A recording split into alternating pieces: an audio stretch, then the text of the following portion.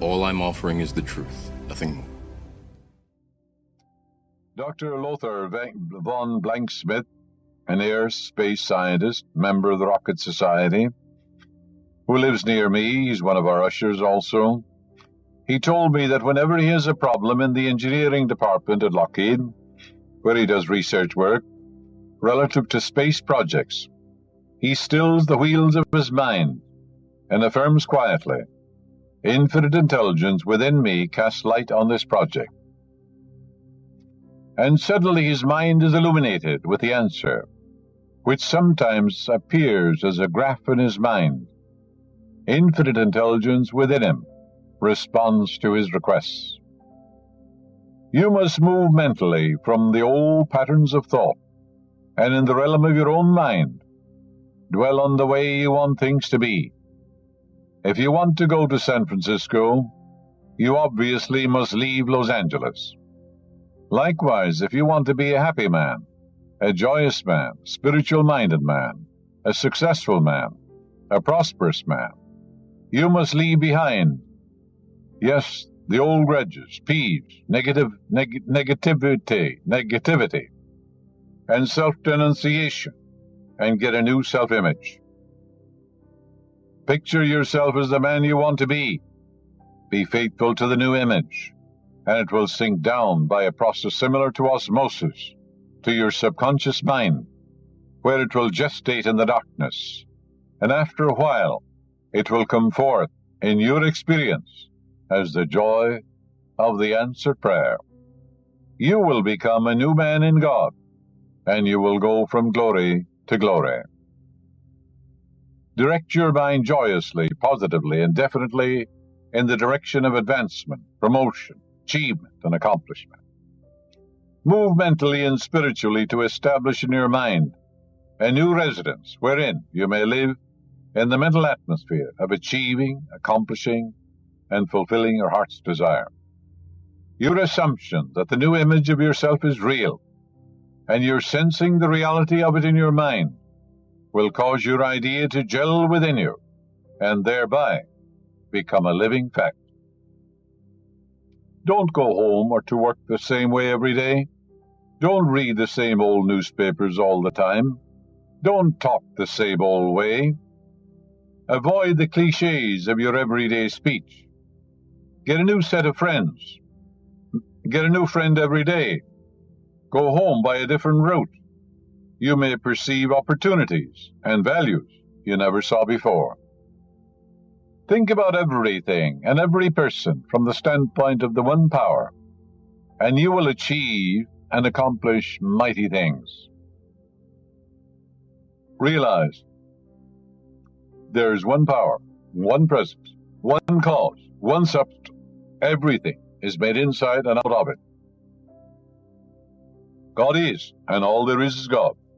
The presence and power are within you, flowing through you as harmony, health, peace, joy, right action, abundance, true expression, and inspiration.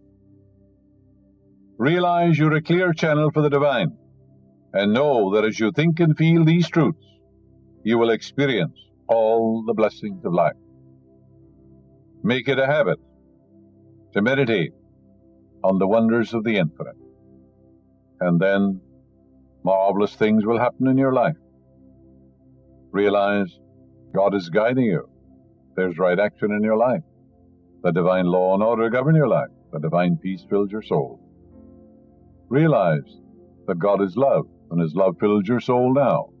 Realize God is peace, and His peace fills your mind and body. God is wholeness and beauty, and that wholeness is flowing through you now. In Him there is fullness of joy. In Him there is no darkness at all. Heretofore He said, "You have asked for nothing. Now ask that your joy might be full." Come unto me, all ye that labor and are heavy laden, I, the Infinite, will give you rest. For it is the Infinite which lies stretched in smiling repose, and is waiting for you. It says, "Call upon me, I will answer you. I'll be with you in trouble. I will set you on high, because you have known my name." It also says, "Before you call, I will answer. And while you're yet speaking, I will hear." So before you call, the answer is there. For the infinite knows only the answer. It has no problem. If God had a problem, who would solve it? So obviously the scientist, the astroscientist, the astrophysicist, he contemplates the answer. For God knows only the answer. A few years ago, I interviewed a man who had gone bankrupt a short time previously. He had developed ulcers and high blood pressure, was, as he said, in a mess. He believed that there was a curse following him, that God was punishing him for his past sin, that God had it in for him, as he said, and that he was now reaping his just deserts. All these were false beliefs in his mind. I explained to him that just as long as he believed there was a jinx following him, he would suffer for the simple reason that man's beliefs take form as experiences, conditions, and events. I gave him the following prayer, which worked miracles in his life. It will do the same for you as you listen to it now. Let it sink into your mind, into your soul. There is but one Creator, one presence, and one power. This power is within me as mind and spirit.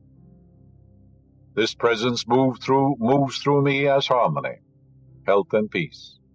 I think, speak, and act from the standpoint of infinite intelligence. I know that thoughts are things. What I feel I attract, and what I imagine I become. I constantly dwell on these truths. Divine right action governs my life.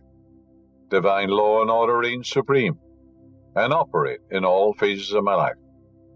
Divine guidance is mine now. Divine success is mine. Divine prosperity is mine. Divine love fills my soul. Divine wisdom governs all my transactions. Whenever fear or worry come into my mind, I affirm immediately, God is guiding me now, or God knows the answer. I make a habit of this, and I know that miracles are happening in my life. He prayed out loud in this manner 5 or 6 times daily. And at the end of a month, his health was restored, and he was taken in as a partner in a growing concern. His whole life had been transformed. The new idea enthroned in his mind became his master, for ideas are our masters. And the new idea compelled him to express the riches of life, for the laws of your subconscious mind are compulsive. He was compelled to be a success. Yes, remember, ideas are our masters. We are controlled and governed by ideas. Enthroned in your mind the divine ideas suggested to this man, and watch wonders begin to happen in your life. Recently I talked to a woman who was being treated with ultrasonic therapy and aspirin for arthritis. She had been praying, but she said, every time I begin to think of health, harmony, and peace, the thoughts of incurability, pain, and deformity fill my mind, and I can't think of health. The reason for this was that since infancy, she had been conditioned to a belief in the incurability of many diseases. And since she believed that arthritis is crippling and cannot be healed, she seemed to lack the capacity to deliberately, incisively, and decisively choose health, harmony, and wholeness. She was able to neutralize this attitude, however, after she followed the instructions. I explained to her that the first thing she had to do was disabuse her mind of a belief in 2 powers, one causing sickness and the other determining the degree of health. She actually believed in these 2 powers and failed to perceive the simple truth that the cause of all sickness, poverty, misery, and suffering in the world is the rather prevalent belief in 2 powers which cause the mind to be double-minded and unstable in all its ways. When a person believes in 2 powers, you don't know what he believes in. He's in a dilemma. Let not such a man ask anything of God. He's like the double-minded man, unstable in all his ways, tossed by the winds and the waves, Because if you believe in 2 powers, no one knows what you believe in. How can you get rid of abnormal fear if you believe in 2 powers? That's the cause of your fear.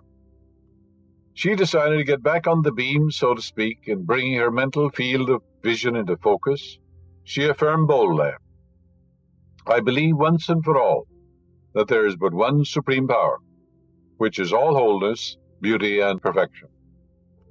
I know and believe that the greatest secret in life is to know and to believe in the one power, which is infinitely good and perfect.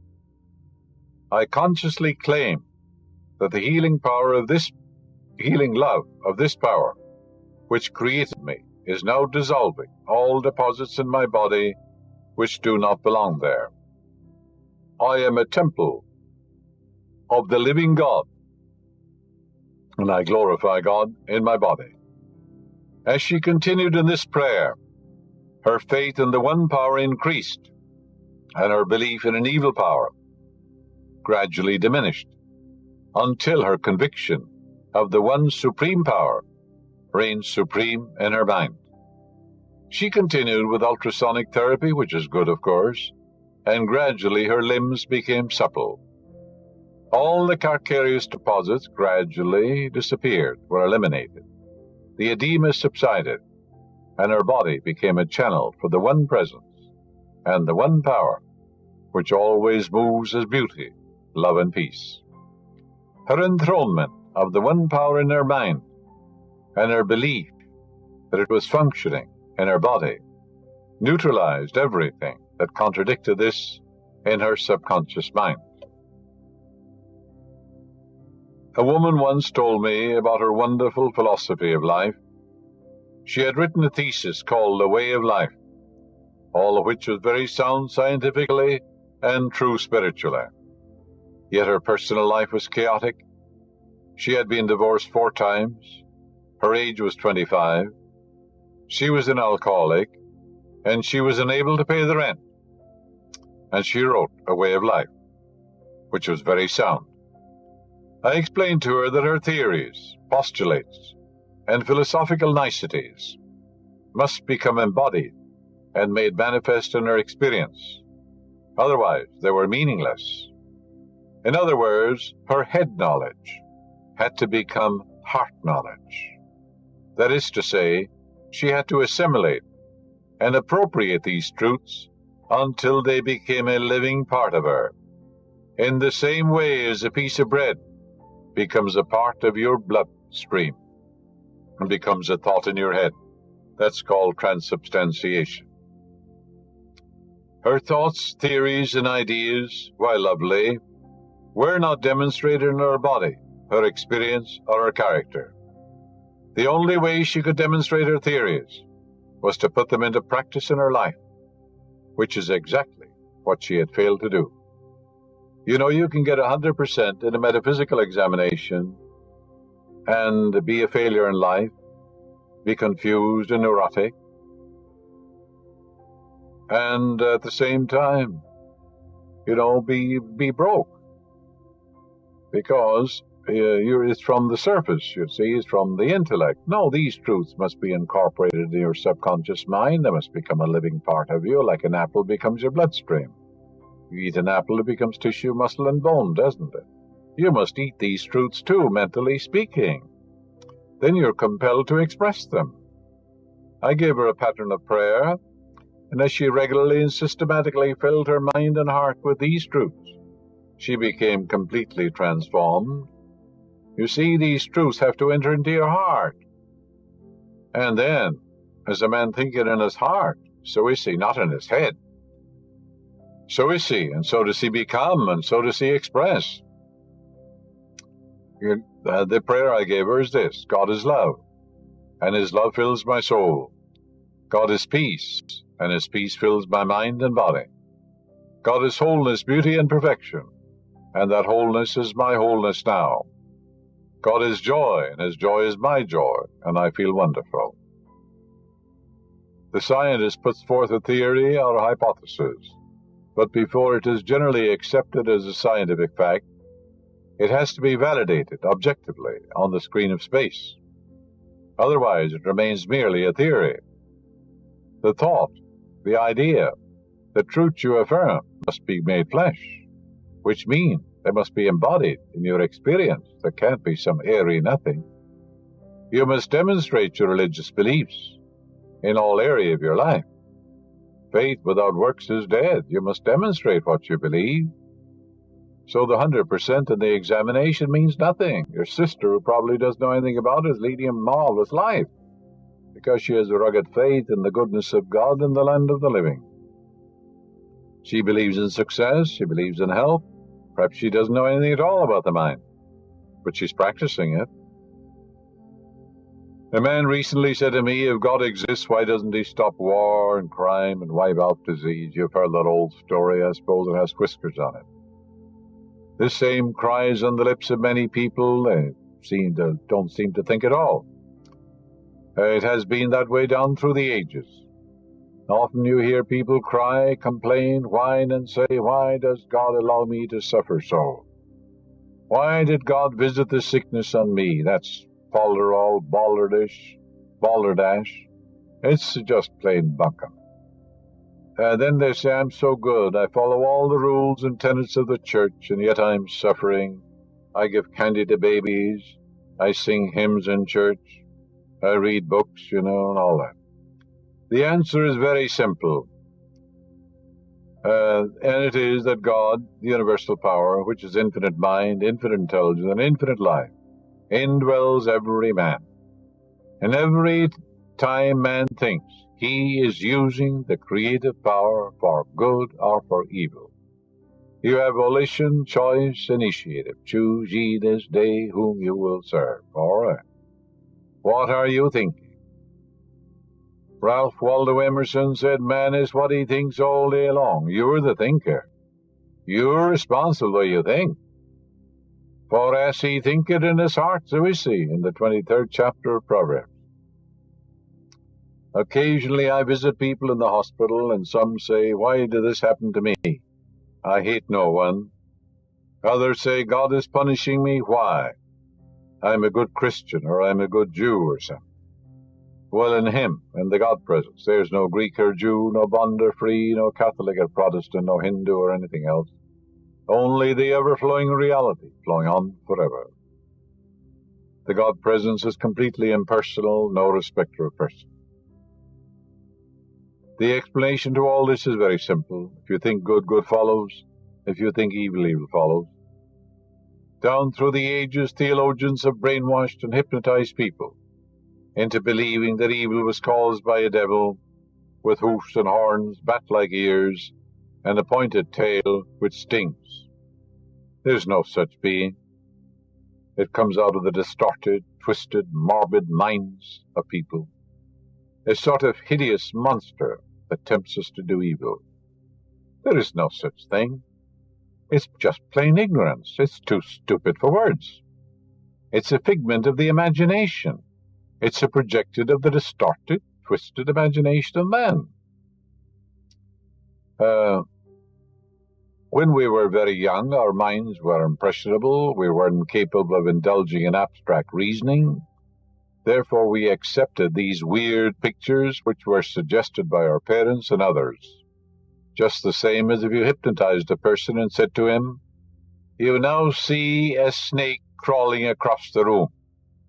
His subconscious mind would automatically accept that suggestion, and he would see the thought form of a snake. To him it would seem to be real. This is why you read that Martin Luther threw an inkwell at the devil, which was nothing more or less than a projection of his own thought caused by the illusions and delusions of his mind regarding good and evil. That's all it was, simply a thought form. Just like a boy I knew once, years ago. I was in school with him. He was somewhat neurotic, emotionally unstable. He was reading always about the Lourdes, the Virgin at Lourdes and Guadalupe and all that, and what happened in Portugal. And he was always saying to himself, someday I'll see the Virgin, someday I'll see the Virgin. He was hypnotizing himself, called self-hypnosis. And of course, a picture of the Virgin was in his prayer book. And one day, when we were out for a walk, he said, I see the Virgin. I said, what does she look like? Well, he said, she's dressed in white and she has beads and all this, so just exactly the same. That's called hypnotic suggestion, just the same if you hypnotize, if you were hypnotized or you hypnotize yourself, and like he was doing, and say, I'm going to see the Virgin, and the Virgin gives a message to me and so forth. Well, that's a subjective hallucination. And then I suppose if you said it, and you saw a subjective hallucination, you told people about it, you'd have about 250,000 people up in the park to see the same thing. But anyhow, that's the story. And most people don't see these simple truths. They're so simple that a boy of 8 could understand them. So God is infinite, and infinity cannot be divided or multiplied. The Bible says, I form the light. And I create darkness, I make peace, I create evil, I, the Lord, do all these things. You read that in Isaiah 45. The Lord is the lordly power. How are you using it? If you use the power constructively, you can call it health and happiness or God or whatever you want to. If you use the power ignorantly, maliciously, or in a negative way, you can call it the devil, Satan, misery, suffering, pains, aches, poverty, everything under the sun. To the froward I am froward. To the pure I am pure. Very simple, isn't it?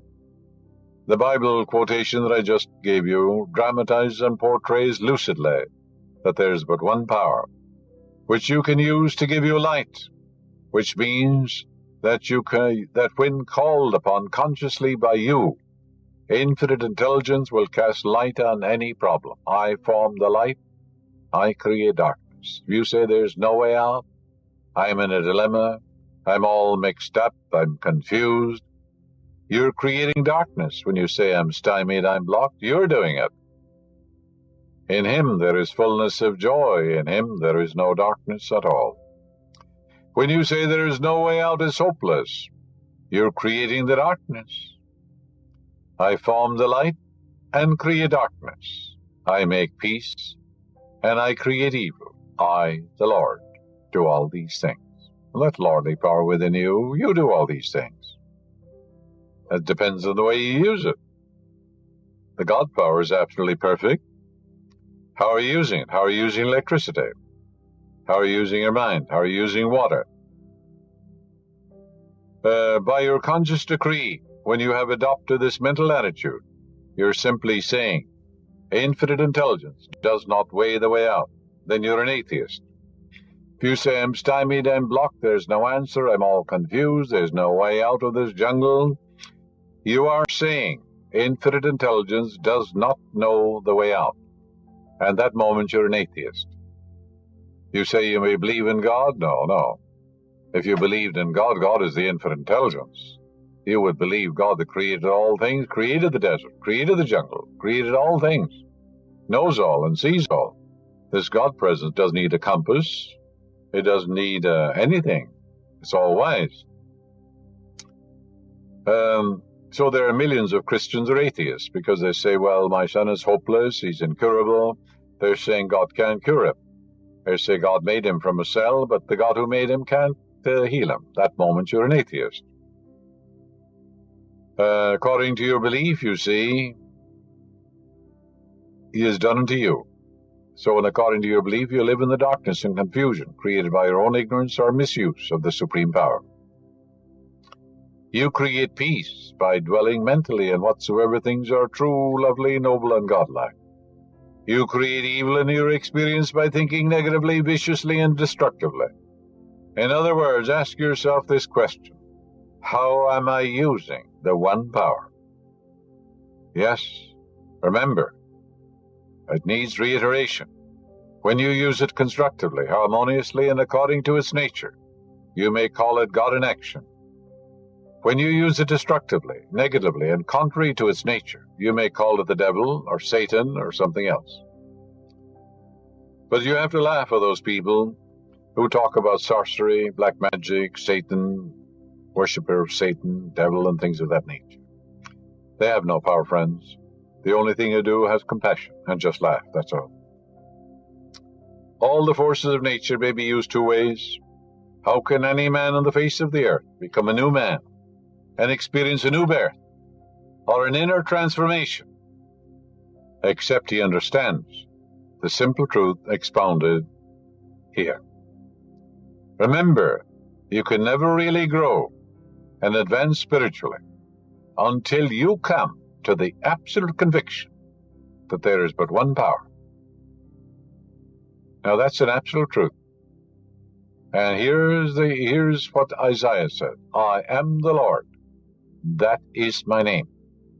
My glory will I not give to another, neither my praise to graven images.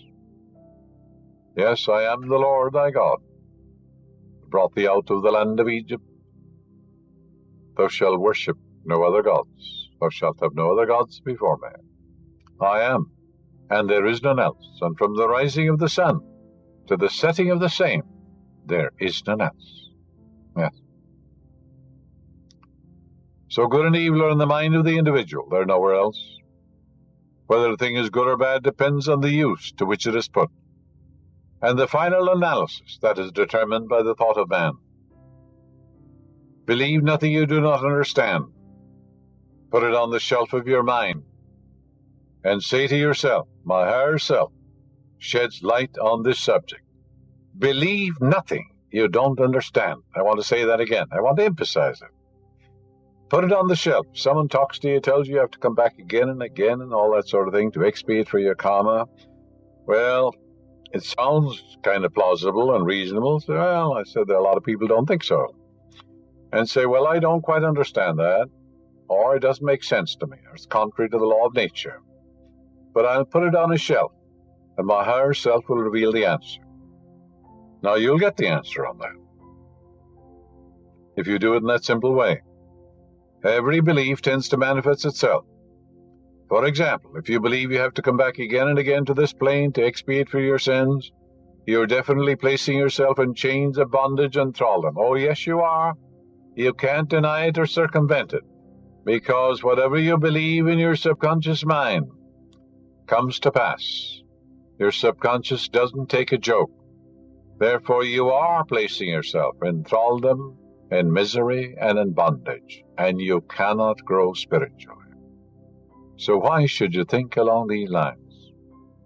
Frankly, I don't understand it when people talk that way. I say, heavens, haven't they ever heard a word of truth? Don't they understand how the mind works? After all, isn't that the first lesson in the mind? Is done unto you as you believe. Therefore, if you have to believe you have to expiate for your sins, you have to atone, you have to work out your karma, aren't you putting yourself in chains? Aren't you putting yourself in jail, so to speak? This God presence knows nothing about it. The God presence doesn't punish. It can't punish. All judgment is given to the Son. The Son is your own mind. You punish yourself. The life principle doesn't punish. It doesn't judge. It can't. If you burn yourself, you know that. It forgives you, doesn't it? It gives you new skin, new tissue, reduces the edema and the pain and everything else. Cut yourself, the same thing. It always seeks to restore you. Think big from now on. Enlarge your vision. Contemplate freedom, peace of mind, abundance, and goodwill to all. You become what you contemplate. Your new self-image has its own mathematics and its own power of self-expression. There is nothing to oppose you, so there is no cause for worry. No cause at all for worry, because you are this being. All successful men and women possess one outstanding characteristic, that is, their ability to make prompt decisions and to persist in carrying these decisions through to completion. So come to a decision now that you want to know more and more of this infinite ocean of life and love within you. Because where there is no vision, the people perish. It also says, I will lift up mine eyes into the hills, from whence cometh my help. I am sure your vision is directed towards perfect health, harmony, and peace of mind. The spirit in you is timeless, changeless, ageless, and formless. There's no time or space. Therefore, why should you think that you have to atone for something, that somebody is punishing you, that you've got to work out your karma, and things of that nature? You can be absolutely convinced that the mental picture to which you remain faithful will be developed in your subconscious mind and be made manifest, consequently, in your experience. Son, thou art ever with me, and all that I hath is thine. This day, he said, thou shalt be with me in paradise, not tomorrow or next year or 20 years from now, but right now. The minute you turn to it in faith and adoration with love in your heart, it turns to you. This one thing I do, forgetting the things that are behind, reaching forth to the things which are before, press towards the mark for the prize. For the high calling of God, yes, the prize, of course, is health and happiness and peace of mind. But you forget the things that are behind. The past is dead. Nothing matters but this moment. When you change this moment and keep it changed, the past is dead. Your whole life is changed. A new beginning is a new end. That's the simplest of all truths. I am Alpha and Omega, the beginning and the end, saith the Lord. Therefore, begin with faith and confidence. Begin with love in your heart. Come to a decision you want to become a new man in God. The past is forgotten and remembered no more. I'm not talking about perfunctory thought. I'm talking about a man who has intense desire to change his heart. Blessed are they who hunger and thirst after righteousness, for they shall be filled. And the man, therefore, who fills his mind with the truths of God, he wipes out the yogi and stable that might have been dirty for 40 or 50 years. For there is no time or space in the one who forever is, deep in the hearts of all men. And love casts out fear, for he that feareth is not made perfect in love. For perfect love casteth out fear, and fear hath a torment. And he that feareth is not made perfect in love. And love frees, love gives, love is the Spirit of God. It has neither height nor depth, neither length nor breadth, it neither comes nor goes, it fills all space, but the ancients called it love. It's an exudation of goodwill, it's an outreaching of the heart, it is lifting others up, it's seeing the God presence in all people everywhere. See the God presence in your son, your daughter, your wife, your husband, your friend, your associate. Call it forth, say, I see God in the other person. And God's love, light, truth, and beauty are now resurrected in the mind and hearts of each of those people. And wonders will happen in your life as you begin to do that. Begin now. It's called the practice of the presence of God. See God everywhere. See tongues in trees, sermons in stones, songs in running brooks, and God in everything. For if you take the wings of the morning and fly to the uttermost parts of the sea, there shall thy hand lead me, and thy right hand shall hold me. That's the divine presence, the omnipresence of God. And it's very simple to realize what that means, because you're familiar with radio waves. And the man in Chicago and the man in London can hear the same program at the same moment. They can hear the president speaking in China, same moment that you do. And likewise, there's the omnipresence of the infinite, presence within you, present everywhere.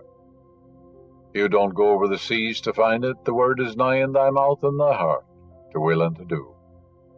And the name of that word is I am, called the lost word. It's lost to millions. For millions do not know that when they say I am, they're announcing the presence and power of God within themselves, the greatest of all truths. What do you attach to the I am? Whatever you attach to I am, you become. It's called Om in India. Therefore, the presence of God is within you, for I am means being, life awareness. Means the presence and power of God within you, the living Spirit Almighty, the self-originating Spirit. Unconditioned awareness, unconditioned consciousness. It means all these things. It has no name. It's the nameless one. Ever the same in my inmost being, eternal, absolutely one, whole, complete, perfect, indivisible, timeless, changeless, and ageless, without face, form, or figure, the silent, brooding presence fixed in the hearts of all men. That's the God presence in you. Honor it, exalt it. This is what Paul meant when he said, therefore I put thee in remembrance, that thou stir up the gift of God within you. And God is the giver and the gift, and you are the receiver. But everything has been given. The only thing you can give God is to glory and honor, and faith and confidence and trust. Turn your eyes to the God presence. Keep your eye You rise on the beam of God's glory. You will rise higher and higher every day. You will go from power to power, from octave to octave, from glory to glory. God keep you on this path, now and forevermore.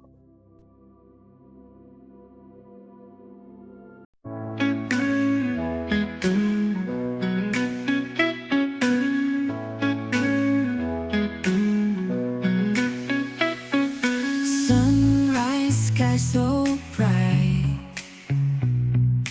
dancing in the light. Life's a roller coaster ride. Hands up, just hold on tight. Paint my dreams in pink. Don't overthink. Love is on the brink. Rewind, feel the sink. Heart on fire, can't deny. Feel the beat, reach the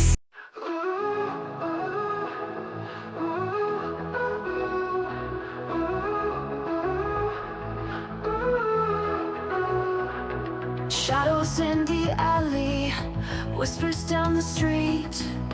Neon signs and broken dreams, empty hearts, mechanical beats. Crumbling towers, concrete cold, lost souls selling what they know. Eyes that shine like broken glass, got no future, got